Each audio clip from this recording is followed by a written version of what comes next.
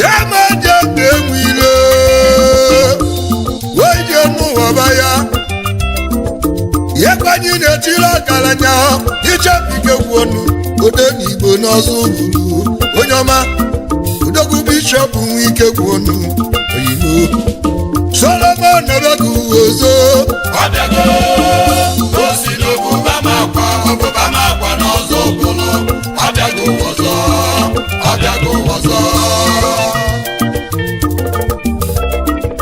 kedu ibe mere anyị ji tụọ onye Solomon n'ọzọ okpolo o kwere Chukwu nkwa tupu ọ lụọ nọ nke ya aka lụrụ Chukwu nọ obido nọ Chukwu wee bido nke ya lụsi abana bụbụ ụbọchị mepe bana bụbụ ụbọchị ewee tụọ onye Solomon n'ọzọ okpolo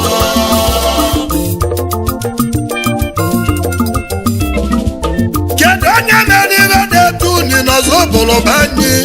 Anachusi ike gwọnụ bishọp n'ọzọ okpolo ebube Chukwu ụzọ Baịbụl yọlịa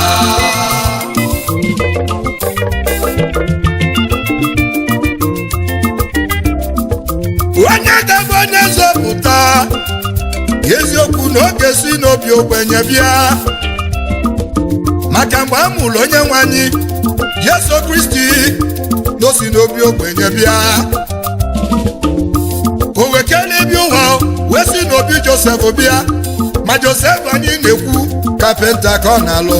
mana bụ onye mụrụ onye nzọpụta ma bichapike gwọnụ wekele bi ụwa wee si n'oguba makwa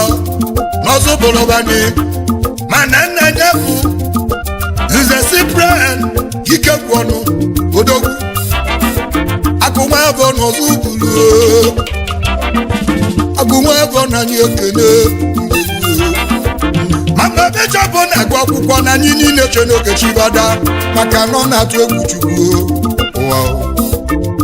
o mesia wee jebe obodo oyibo na onye ọtụtụ arọ wee nata ma anyị ejiri ego wee nata o wee gbaba akwa bishọp malichukwu aka n'iru o wee wela n'obi ya ofukibe ọbụla anya anụ obi ya ebe ọ ga-alụ nọ wee chọlụ Chukwu aja n'ọbụ onye kweli Chukwu nkwa olisekela ụwa ọ bụ na ịgọzie m tupu nlụ nọ nke m na mmalụlụ Chukwu nọ agbanyilulu Chukwu obi o mesịa bishọp wee nagara igbe obodo oyibo banki n'igwe wee meghe ego wee zobe ka mmiri obi n'igwe wepụrụ ọtọ ọgbanje wee gbara ọtọ bishọp nata n'ọzọ bụrụ wee bido ụlọ Chukwu ekpekwere Chukwu nkwa tupu ọlụ nọ nke ya na ga-alụrụ Chukwu nọ o wee bido n'obe Chukwu wee bido nke ya rụsi ebe na-abụ ụbọchị mepebe na-abụ ụbọchị anyị wee tụnye Solomon wee n'ọzọ Solomon abịago ọzọ ọbịago osi n'obuba makwa n'ọzọ okpolo ọbịago ọzọ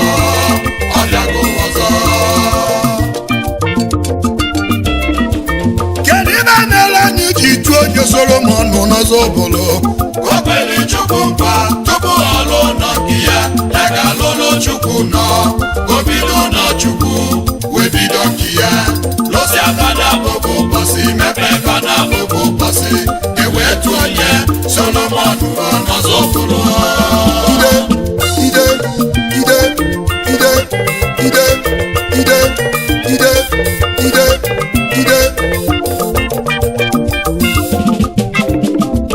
kedu onye mere ibe na-etu uni n'ọzọ okpolo banyị Anachusi ike gwọnụ bishọp n'ọzọ okpolo ebube Chukwu ụzọ Baịbụl yọlịa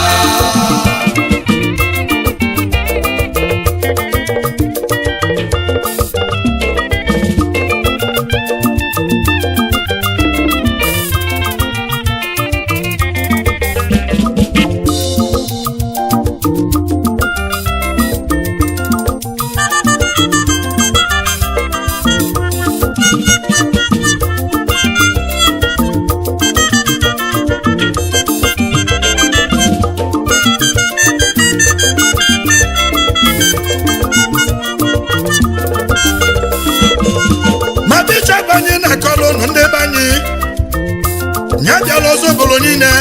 wee jebe n'ụlọọgwụ niile dị n'Ozobolo wee gụọ bụ ọnụ n'ovu wee jebe obodo oyibo wee tụọ anya list ọtụtụ wee nata kebe anya ụlọọgwụ niile dị n'Ozobolo kebe balista n'ovu agazie n'Ozobolo tata ụlọọgwụ niile dị n'Ozobolo na-enwezi ọkụ maka Bishọp Nwike Egwu Odogwu Ozobolo kọlinye aka ibe na-enye obodo omume ya ka ofu onye na-emesi ya Odogwu Bishọp Nwike Egwu maọbụ Bishọp anyị na-akọlụnụ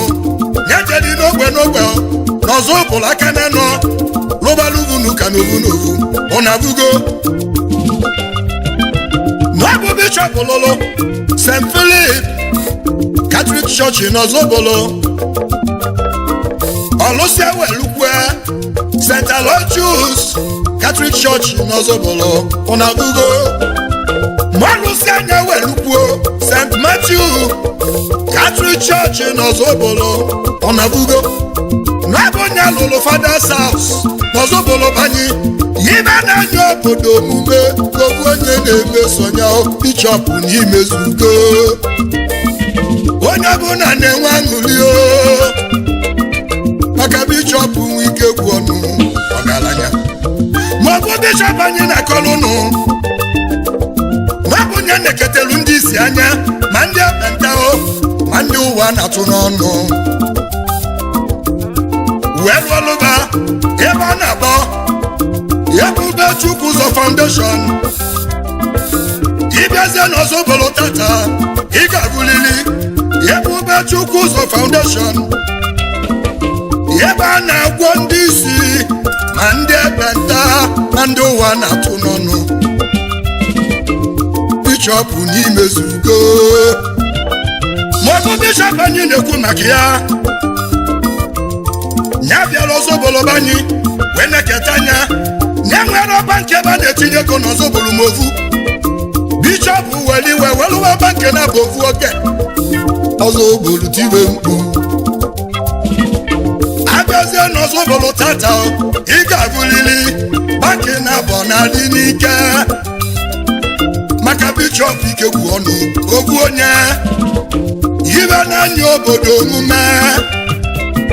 ya ka ofu onye na-emesi ya Odogwu ọgaranya were ego n'ijima Ozobolo niile na-enwe aṅụrị ebele anyị na-ekpe Ebubechukwu ụzọ dịka eze anyị akọ na anyị ihe odo Ebubechukwu ụzọ dịka eze anyị akọ na anyị ọ dịka eze ndị Igbo nwa Ozobolo onye akọ na anyị Bishọp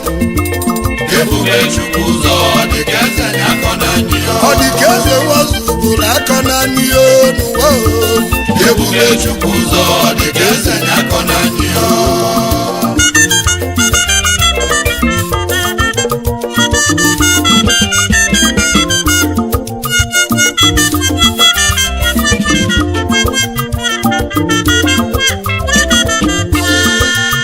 ebe anyị ndị Igbo ofu ụbọchị ka anyị nọ ebe anyị na-ezuru ike salinu wee gbube anyị soro nya n'azụ ọ bụrụ wili na-aga n'Ozobolo banye nwata 1000 kilomita rodu ka Bishọp lụrụ n'Ozobolo wili wee si Ọka wee bịa n'Ozobolo banye wee gbaghe nya bụ ụzọ ibe nyere gọọmenti n'omume akebele nwa na-emesi ya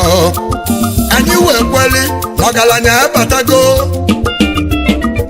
gọvanọ na-abịa Ozobolo tata maka ovu onye Bishọp Nwike Egwu Odogwu prezidenti na-abịa Ozobolo tata maka onye Bishọp Nwike Egwu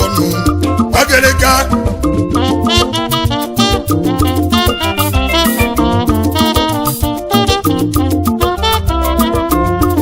Ozobolo tata onye bụ na lụrụ 70 years wegara Bishọp na chukwu bụ ụgwọ nwa n'ovu n'ovu anyị kọlenye aka ibe o ji bụrụ ebube chukwu ụzọ Solomon abịago ọzọ ọbịago o si n'obuba makwa n'ọzọ obodo ọbịago ọzọ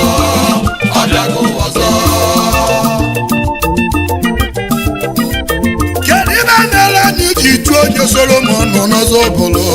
o kwere chukwu nkwa tupu ọ lụọ ụlọ nke ya na ga-alụ n'chukwu nọ o bido n'chukwu wee bido nke ya lụsịa fana bụbụ ụbọchị mepee fana bụbụ ụbọchị ewee tụọ ya Solomon nọ n'ọzọ obodo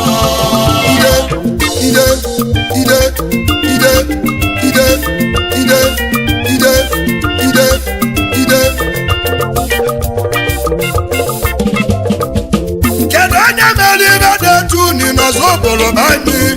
ala chụsi ike bụ ọnụ ichọpụ n'ọzọ obodo ebule chukwu ụzọ ibaibụl yọlịa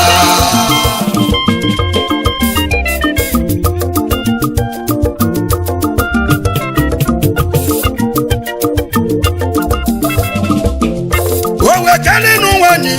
nụta nwanyị ọma eze nwanyị chiọma ike gwụnụ ọdụkọ na mba nwanyị dị mma edetiliki nwanyị ọma ọjụga na wala eze nwanyị chiọma ike gwụnụ ada si n'obi idora zuru ike n'ụmụaza makwa n'ọzọ bụrụ asa mma ọdịbe eze nwanyị ọma chukwu wewere ọmụmụ gọzie ebe Obinna bụ diọkpara Obinna ike gwụ ọnụ Chinedu ike gwụ ọnụ Samantha ike gwụ ọnụ Ada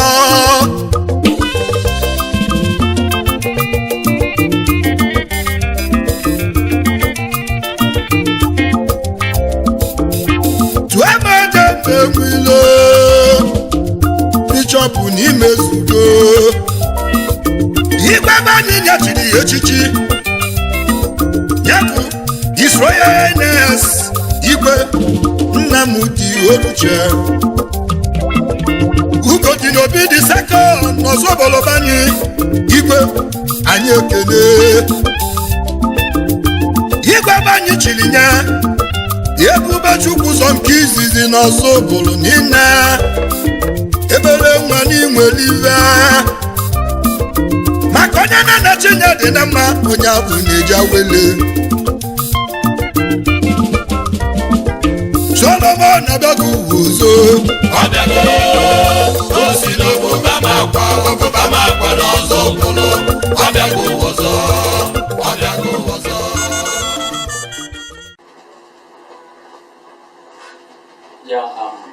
welcome to the Baffin World Studio. We are still preparing Ayaka video Monachin.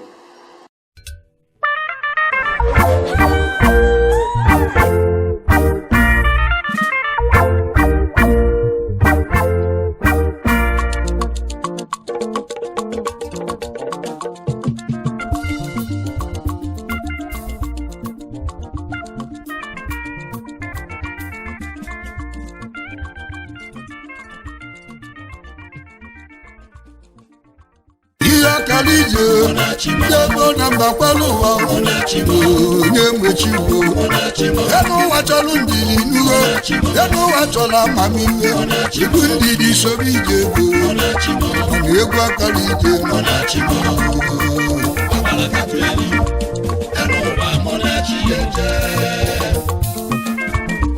Igbo ndị n'oge Kalije oge Kalije bụ nwa na nne mụrụ nye obi Kalije wee towe obi Kalije wee zọbụ nwunye omesa wee jebe ọlụ oyibo na Agụleze Chukwu eluzie na Agụleze Chukwu okpudo nwata nwaanyị dị mma ịbụ n'anya nwaanyị mma kwesịrị n'anya ga-anụ ya na ndị ịbụ n'anya wee bawa n'iwe egwu